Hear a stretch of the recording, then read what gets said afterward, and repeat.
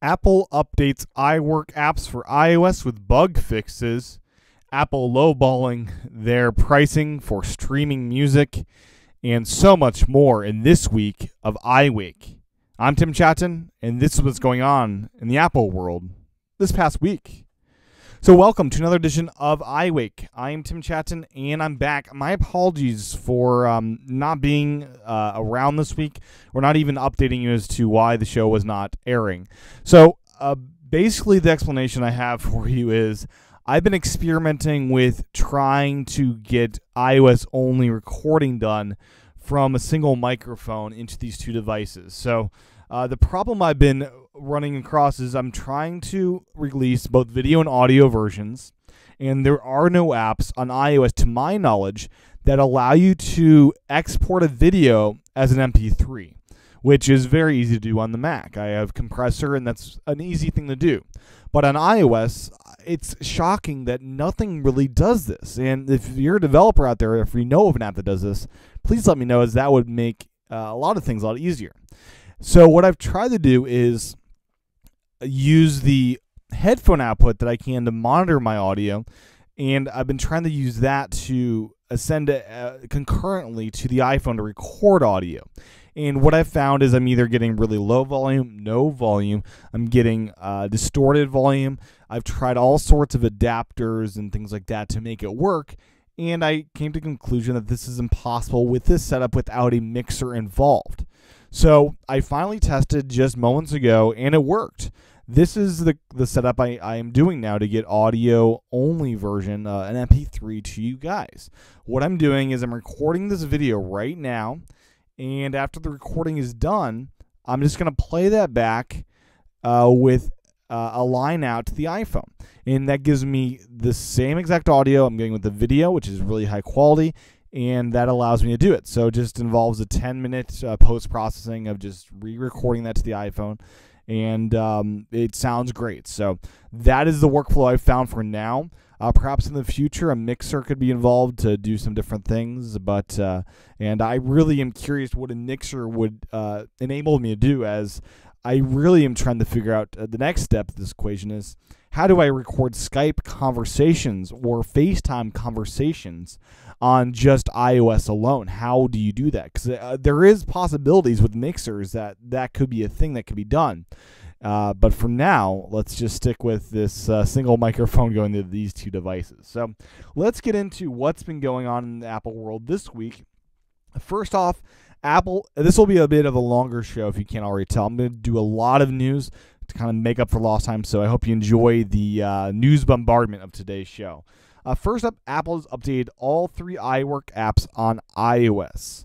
These are just bug fixes and improvements like that, nothing major. These are all out now. Each of the apps, Pages, Keynote, and Numbers, are $10 apps that you can update, so go out and update. Next up is Apple reportedly, by some major sources in New York Post, that Apple has been negotiating with the music labels to try to get a streaming service up, and that they basically been lowballing it at 6 cents per 100 songs streamed is what they're saying. So every 100 songs you stream, Apple would pay 6 cents. That's the offer that they're trying to do. That's half of Pandora's 12 cents per 100. And a fraction of what other companies are paying. So it's kind of interesting to see these kind of negotiating terms. I'm sure Apple's trying to negotiate that, hey, our users stream a lot more music than any of these guys would, so you'll make it up on volume. So I'm not sure if what the status of this will be or how they'll negotiate this. But I'm excited to see what they come up with, as it could be a really cool add-on service to iMatch, or iTunes Match, as it's really called. So next up today is Google releasing a new app for iOS. So a while back, they released this app called Field Trip. And Field Trip is an app that their description is discover thousands of interesting places and experiences that fall under the different categories of architecture, historical places and events, lifestyle, and all these different categories. So you choose from 3 different modes to set frequency of field trip notifications. So there's different modes. You can do a field trip while you drive. You can come across a story at a restaurant, capture a memory of a place. There's lots of different things here. So Field Trip is a really interesting idea of an app, and it's available now from Google. This has been on Android for quite a while, and if you're so inclined, go out and download it today. It'll be in the show notes. Next up, Facebook has updated News Feed. This is another thing you'll need to wait for. A couple weeks on the mobile platform and a lot longer on the desktop platform. This is Facebook's PR release. Today we're announcing a new version of Facebook designed to reduce clutter and focus more on stories for the people you care about. You see all the stories you saw in the news feed before, but with a fresh new look, we completely rebuilt each story to be much more vibrant and colorful and highlight the content that your friends are sharing. Photos, news, articles, maps, and events all look brighter and more beautiful. So pretty cool stuff there. There is a link in the show notes again for more details for those interested. Next up, just the brief mention that George Lucas has confirmed that Carrie Fisher, Mark Hamill, and Harrison Ford are in the final stages of negotiation to be in the next Star Wars film. So that is something that I think will be a true thing. Next up today, Angry Birds for iPhone and iPad are the free app of the week. So if you have not picked up Angry Birds, you can get the full version for free for a limited time, I believe. Next up, Fourscore. Fourscore is an app for musicians that want sheet music on their iPad. Well, version 5 is just around the corner. I've linked in the show notes basically their post in their blog post. So version 5 is a complete under the hood rewrite. They've also added new features like tabbed browsing, new two-page view, and passcode restrictions for certain features, which is great for educators, as they point out. And they've refined the essentials of their app that make it even better. So more details about version 5 is in the show notes by following that link.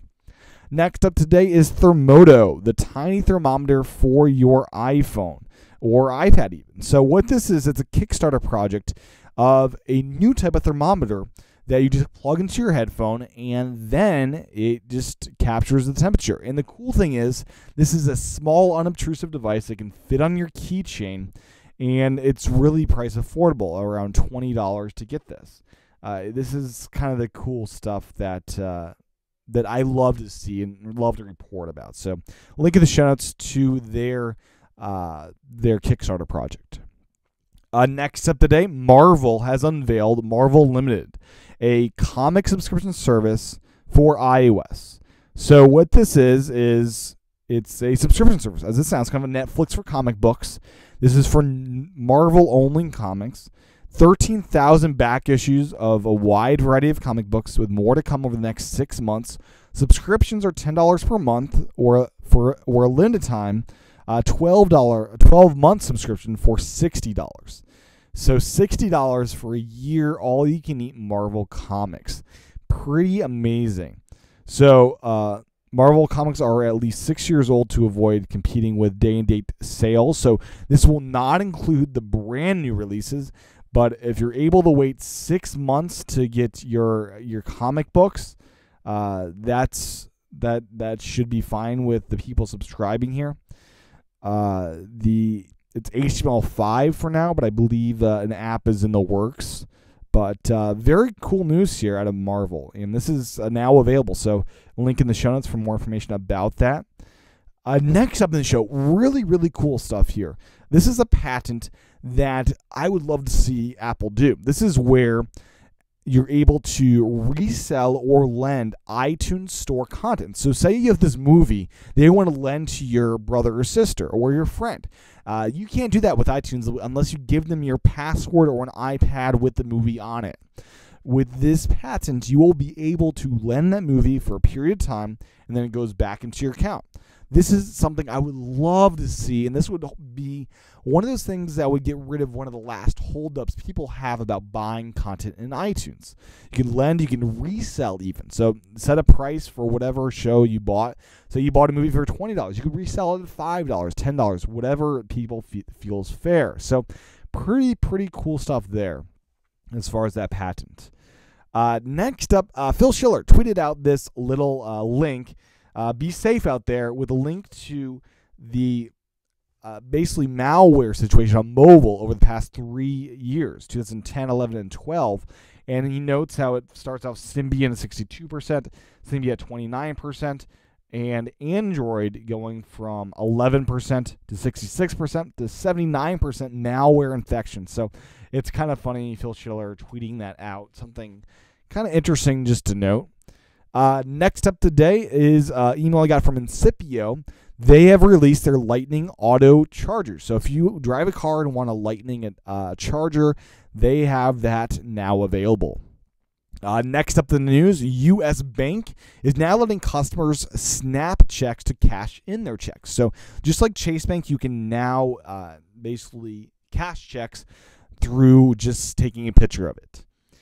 In other news, Fantastical for iPhone has been updated to version 1.1. So if you were a fan of this application, now is the best time of all to start using it once again. Or if you forgot about this application, lots of cool new stuff in this app. So there's time zone support, event invitations, and multiple alerts, and even an app badge that displays the current date. The last 2 months have been basically a bunch of code writing to get all these out the door. So Fantastical is a great app for those wanting an alternative to calendaring on their iPhone. Next up, I just wanted to just note and highlight that the AVS forums, this is audio-visual, basically AV Club, if you will. There's a couple posts there that highlight iTunes 720p versus 1080p versus Vudu versus Blu-ray. So there's two posts, one about Argo, one about Life of Pi, where they talk about and show examples of different screen grabs and things of these different services and media forms. And the remarkable thing and the unsurprising thing for me is that iTunes 1080p in both examples, one a really crisp and